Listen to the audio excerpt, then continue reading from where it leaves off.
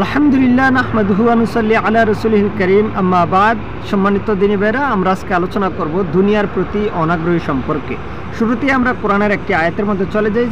মহান আল্লাহ সুবহানাহু ওয়া তাআলা সূরা আলার 16 এবং 17 নম্বর আয়াতে বলছেন, বাল তুসিরুনাল হায়াতাদ দুনিয়া ওয়াল আখিরাতু খায়রু ওয়া আবকা। আল্লাহ তাআলা বলছেন যে বাল তুসিরুনাল হায়াতাদ দুনিয়া, আর তোমরা দুনিয়াকেই, পার্থিব জীবনকেই তোমরা অগ্রাধিকার দিয়ে থাকো, অথচ দুনিয়ার তুলনায় পরকাল হচ্ছে উত্তম এবং চিরস্থায়ী।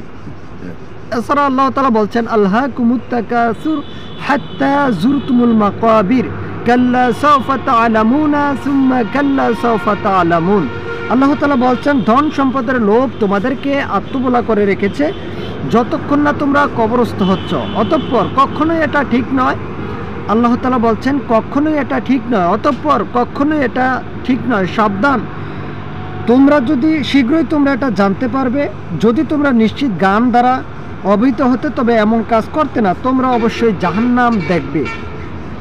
এটা কখনোই ঠিক নয়, তোমরা এটা চাক্ষুষ প্রত্যয় দেখবে, এরপর অবশ্যই সেদিন তোমাদেরকে সুখ এবং সুখ শান্তি সম্পদ সম্পর্কে জিজ্ঞেস করা হবে।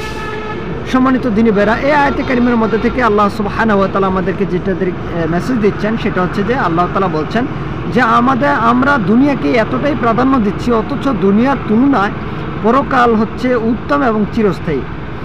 দুনিয়ার যে সুখ, সেই সুখ থেকে অনেক বেশি সুখ হচ্ছে পরকাল, কিন্তু আমরা দুনিয়াকেই প্রাধান্য দিচ্ছি। আল্লাহ বলছেন এটা হচ্ছে আরও উত্তম দুনিয়ার তুলনায় পরকাল। এরপরে আল্লাহ তাআলা বলছেন যে আমরা দুনিয়ার পরকালকে অবশ্যই কোনো একদিন আমরা জাহান্নামের শাস্তিকে দেখব, জাহান্নামকে দেখব। যদি আমরা এগুলি দেখতাম, জাহান্নামের শাস্তিগুলি দেখতাম, তাহলে আমরা কঠিনকালেও আমরা ভুল পথ অতিক্রম করতাম না, দুনিয়া নিয়ে পড়ে থাকতাম না। আল্লাহ তাআলা তারপরে এভাবে করে বলছেন যে আমাদেরকে কিয়ামতের ময়দানে আল্লাহ তাআলা আমাদের সুখ এবং সম্পদ এই উভয়টা সম্পর্কে আমাদেরকে জিজ্ঞেস করবেন। আমরা আমাদের সম্পদগুলিকে কোথায় ব্যয় করেছি, কোথায় থেকে আমরা এগুলো আয় করেছি, কোথায় ব্যয় করেছি, এবং আমরা কতটুকু পরিমাণ সুখ পেয়েছিলাম, সেই সুখ অনুযায়ী আমরা কতটুকু আল্লাহর শুকরিয়া জ্ঞাপন করেছি, এই ব্যাপারে আল্লাহ তাআলা আমাদেরকে জিজ্ঞাসা করবেন। সম্মানিত দিনী ভাইরা, এরপরে আমরা এই ব্যাপারে কয়েকটি হাদিস থেকে আমরা আরও বিষয়টা আরও একটু ক্লিয়ার হব। সহিহ বুখারী এবং মিশকাতের 5155 নম্বর হাদিস, আন আব্বাসিন রাদিয়াল্লাহু তাআলা আনহু قال قال রাসূলুল্লাহ সাল্লাল্লাহু আলাইহি ওয়াসাল্লাম। আব্বাস রাদিয়াল্লাহু তাআলা আনহু বলছেন, রাসূলুল্লাহ সাল্লাল্লাহু আলাইহি ওয়াসাল্লাম বলেছেন যে নি'মাতানি মাগবুনুন ফীহিমা কাসীরুন মিনান নাসি সাহাতুন আল ফারক। রাসূল সাল্লাল্লাহু আলাইহি ওয়াসাল্লাম বলেছেন, নি'মাতানি মাগবুনুন ফীহিমা কাসীরুন মিনান নাসি সাহাতু আল ফারাক। রাসূলুল্লাহ সাল্লাম বলেছেন যে দুইটি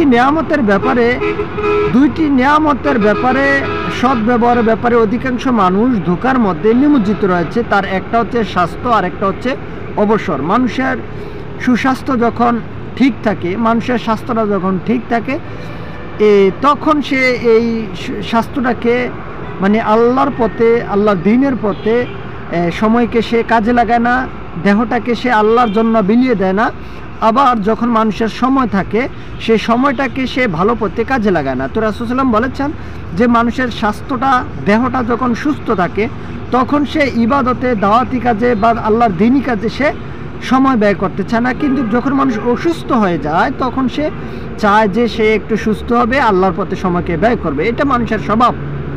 দ্বিতীয়ত, মানুষের সময়, যখন মানুষ একটু সুযোগ পায়, সুযোগটাকে সে কাজও লাগায় না। যখন সে অসুস্থ হয়ে যায় অথবা যখন সে খুব বেশি ব্যস্ত হয়ে যায়, বিজি হয়ে যায়, তখন সে চিন্তা করে যে আমি যদি একটু সময় পেতাম তাহলে আমার এই সময়টা থেকে আল্লাহর জন্য কিছু সময়কে ব্যয় করতাম, দ্বীনের জন্য কিছু সময় আমি ব্যয় করতাম। সে তখন এইভাবে ভাবে। তো রাসূল সাল্লাল্লাহু আলাইহি ওয়াসাল্লাম বলেছেন যে নি'মাতানি মাগবুনুন ফীহিমা কাসীরুন মিনান নাসি সাহাতুন আল ফারাক। মানুষ নিজের এই দুটি বিষয়ে খুবই সদ্ব্যবহারের ব্যাপারে খুবই অসচেতন। তার একটা হচ্ছে সুস্বাস্থ্য, আরেকটা হচ্ছে মানুষের সময়। সম্মানিত দিনী ভাইরা, আরেকটি হাদিস রাসূলুল্লাহ সাল্লাল্লাহু আলাইহি ওয়াসাল্লাম বলেছেন, মুসলিম এবং মিশকাত হাদিসটি বর্ণিত 5156 নম্বর হাদিস। রাসূলুল্লাহ সাল্লাম বলেছেন যে আল্লাহর কসম, পরকালের তুলনায় দুনিয়ার উদাহরণ হচ্ছে তোমাদের কেউ সাগরের মধ্যে তার একটি আঙ্গুল ডুবানোর পর সে লক্ষ্য করে দেখুক সে সাগর থেকে কতটুকু পানি সে উঠিয়েছে। অর্থাৎ একটা বিশাল একটা সমুদ্রের মধ্যে যদি আপনি আপনার আঙ্গুল দিয়ে সামান্য আপনি এই একটি আঙ্গুল দিয়ে সমুদ্রের মধ্যে যদি একটি আঙ্গুল চুবিয়ে তারপরে তোলেন, তাহলে আপনি কতটুকু পানি উঠাতে পারবেন। রাসূল সাল্লাল্লাহু আলাইহি ওয়াসাল্লাম সেটার সাথে তুলনা করেছেন যে মানুষ পরকালের তুলনায় এই দুনিয়াটা হচ্ছে অনুরূপ। ওই যে আঙ্গুল দিয়ে যেই সামান্য পানি তুলেছে এটা হচ্ছে দুনিয়া, আর বিশাল যে সমুদ্র, এই সমুদ্রের মধ্যে যে পানি রয়েছে সেটা হচ্ছে পরকাল। রাসূল সাল্লাল্লাহু আলাইহি ওয়াসাল্লাম বলেছেন যে সে কতটুকু তুলতে পেরেছে সেই আঙ্গুল দিয়ে এটা দেখুক, এটা হচ্ছে মূলত তার দুনিয়া, আর বিশাল সমুদ্রটা হচ্ছে পরকাল, অথচ সে দুনিয়াটাকেই প্রাধান্য দিচ্ছে।